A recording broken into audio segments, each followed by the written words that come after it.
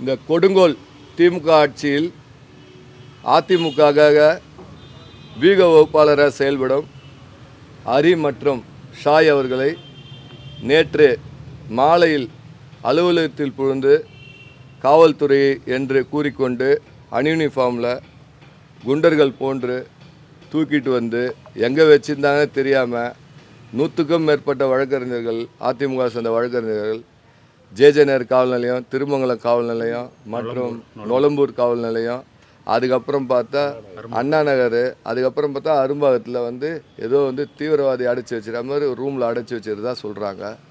மேலும் அவங்களுக்கு ஒரு அடிப்படை உரிமை ஒரு 41 நோட்டீஸ் கூட கொடுத்து விசாரிக்காமல் இது போல் ஒரு தவறான அடக்குமுறையை கையாளுறாங்க. இப்போ அவர் ஒரு வீக வகுப்பாளர்னால் எல்லா கட்சிக்கும் ஒரு வீக வகுப்பாளர் இருப்பாங்க.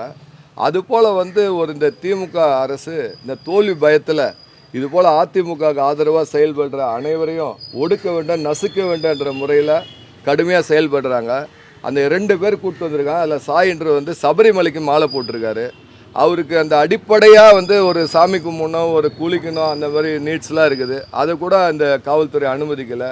அவங்களுக்கு சாப்பாடு வாங்கி கொடுத்தாங்களான்னு தெரில. அவங்க சொந்தக்காரங்க, அவங்க உறவினர், நண்பர்களை, வழக்கறிஞர், ஈவன் வழக்கறிஞர்கள் கூட சந்திக்க விடாமல் இந்த திமுக அரசு கடுமையாக செயல்படுது. ஆனால் தவறான இது ஒரு சுட்டி காட்டுறேன்.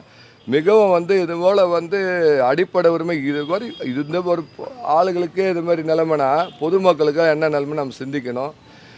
ஒரு கட்சிக்கு செயல்படுறாங்கன்றதுக்காக இது போல் நசுக்கக்கூடாது. இல்லீகல் டிடென்ஷனாக வச்சுருக்கிறாங்க. இது பற்றி கேட்டால் எந்த வித தகவலும் கொடுக்க மாட்டுறாங்க. இது வரைக்கும் என்ன செய்கிறாங்கன்னு தெரில. அவர்கிட்ட சில பேப்பரை எங்களுக்கு வர தகவலை சில பேப்பரை கொடுத்து சில செய்யாத தவறுகளை ஒத்துக்க சொல்லி வற்புறுத்ததாக சொல்லிட்டு தகவல் வருது எங்களுக்கு. இது மிகவும் கண்டிக்கத்தக்கது. நாங்கள் இது குறித்து மனித உரிமை ஆணையம், உயர்நீதிமன்றம் மற்றும் இதில் செயல்படுற அதிகாரிகளெல்லாம் நாங்கள் ப்ரைவேட் கம்ப்ளைண்ட் கண்டிப்பாக கோர்ட்டில் ஃபைல் பண்ணுவோம். இவங்களுக்கு கண்டிப்பாக எல்லாருக்கும் சட்டன்றது சமம். நாட்டில் எல்லாருக்கும் சட்டப்படி வாழறதுக்கு உரிமை உண்டு. அவங்க ஒரு ஸ்ட்ராட்டஜிஸ்ட் டீம்னா அவங்க ஒரு தொழில் பண்ணுறாங்க. அரசியல் காழ்ப்புணர்ச்சியில் அவங்கள போய் நசுக்கணும், ஒடுக்கணும்லாம் இவங்க நினைக்கக்கூடாது. எல்லாருக்கும் தொழில் செய்து கான்ஸ்டியூஷன் ரைட்ஸு.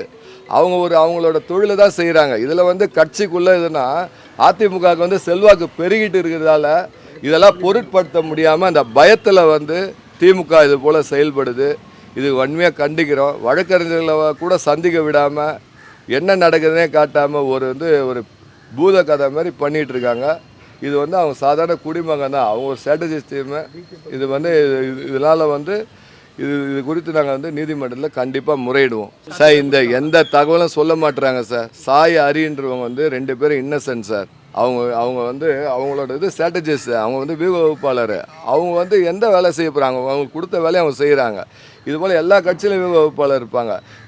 இது ஒரு ஸ்ட்ராட்டஜியாக பயன்படுத்துகிறாங்க பொழுது. இது மாதிரி செய்கிறவங்கள கலைச்சி விடணும், இவங்கள த்ரிட்டன் பண்ணணும். எங்களுக்கு கட்சி தகவல் பார்த்து அவங்கள ஏதோ வற்புறுத்திருக்காங்க பொழுது. இந்த மாதிரி அதிமுக வேலை செய்வதை வற்புறுத்திருக்காங்க போல. அவங்க ஒத்து வர்றதால அவங்களால பொய்யாதுன்னா ஒரு சான்ஸ் கிடச்சா ஒரு பொய்க்கு வழக்க போட்டு ஒரு பயம் காட்டினா அவங்களாம் விலகுவாங்கள்ல. அது மாதிரி எண்ணத்தில் செயல்படுறாங்க.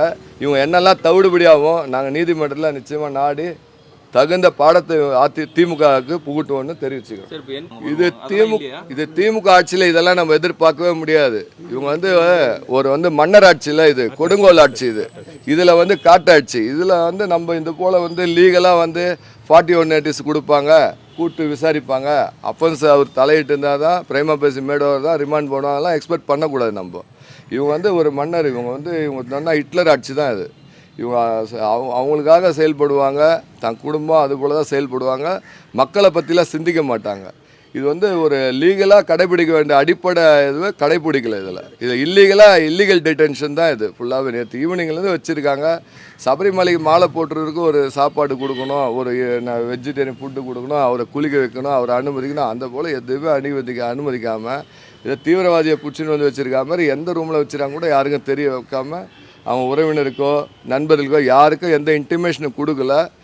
அவங்கள வற்புறுத்துறது தான் எங்களுக்கு வர தகவல். அவங்கள வற்புறுத்தி சில பேப்பர்ஸில் கையெழுத்து கேட்குறாங்க. அந்த தகவல் வருது. அவங்கள செய்யாத தவறெல்லாம் ஒத்துக்க சொல்லி வற்புறுத்துகிற மாதிரி எங்களுக்கு தகவல் வருது. எதுக்காக அவங்கள வச்சுருக்கீங்கன்னா, இல்லை நாங்கள் என்கொயரி பண்ணிகிட்ருக்கோம், மேலேருந்து எங்களுக்கு இன்னும் முடிவு வரல. மேலேனா யாருன்னு தெரியல. சபரீஷனா இல்லை உதயநிதியா இல்லை ஸ்டாலினான்னு எங்களுக்கு தெரியல. மேலேருந்து எங்களுக்கு வரல. யாரை கேட்டாலும் சரி, ஏசி கேட்டாலும் சரி, டிசி கேட்டாலும் சரி, இன்ஸ்பெக்டர் கேட்டாலும் எங்களுக்கு மேலேருந்து தகவல் வரல. மேலேனா யார் அது, யார் அந்த மேலேன்னு தெரியல, யார் அந்த சார்னு எங்களுக்கு தெரியல. அதனால் அவங்க தான் இந்த நீங்கள் கேட்ட கேள்விக்கு பதில் சொல்லணும். என்ன வச்சிருக்கேன் எது வச்சிருக்கான்னு சொல்லிட்டு 2 நாளுக்கு முன்னே நடந்ததுன்னா, இப்போது ஒருத்தர் வந்து நேற்று ஈவினிங்கை வந்து கூப்பிட்டு வந்திருக்கீங்க, நீங்கள் அரெஸ்டானே வச்சுக்கலாம். அரெஸ்ட்னா நீங்கள் கோர்ட்டில் ரிமாண்ட் பண்ணணும், இல்லைன்னு வச்சுக்க அவர் மேலே தப்புலாம் விசாரிச்சு விடணும். எதுக்காக வச்சு மிரட்டிட்டு இருக்கீங்க? மிரட்டி என்ன சாதிக்க போகிறீங்க? என்ன எதிர்பார்க்குறீங்க அவங்ககிட்ட இருந்து? எதுக்காக இது மாதிரி பண்ணுறீங்க? அவங்க ஸ்ட்ராட்டஜி டீம் ஒரு வியூ வகுப்பெல்லாம் அவங்களோட ஒர்க் இது. அவங்க வந்து ஒரு ஒர்க் பண்ணுறதுக்காக வந்திருக்காங்க. இது போல் வந்து பண்ணால் இது வந்து இதே திரும்பும். ஆட்சி மாற்றம் வரும்போது எல்லாமே நடக்கும். இது வந்து காவல்துறையை வந்து தவறாக பயன்படுத்துகிறாங்க. இந்த திமுக அரசு காவல்துறையை தவறாக பயன்படுத்தி எல்லாரையும் மிரட்ட பார்க்குறாங்க. இந்த மிரட்டல் உருட்டலுக்கெல்லாம் இந்த அதிமுக அஞ்சாது. இதெல்லாம் நீதிமன்றத்தில் கண்டிப்பாக சந்திக்கும். ஆதாரம் இல்லாதால் தான் அவங்க வந்து திக்குமுக்கா இடி கிடக்குறாங்க. அதுக்கு ஏதாவது ஃபேப்ரிகேட் பண்ணி ஏதாவது ஃபோர்ஜரி பண்ணி ஏதாவது பண்ண முடியுமான்னு யோசிச்சுட்டு இருக்காங்க. அவங்களால எதுவும் பண்ண முடியல. ஏன்னா தப்பே பண்ணாதவங்கள, அந்த சாய் ஆரியம் தப்பே பண்ணாதவங்கள அவங்கள எதில் அவங்க சிக்க வைக்க முடியும்? எந்த ஆதாரமும் அவங்ககிட்ட இல்லை. அதனால் அவங்க வந்து யோசிச்சுட்டு இருக்காங்க. இதை எதுவுமே பண்ண முடியல.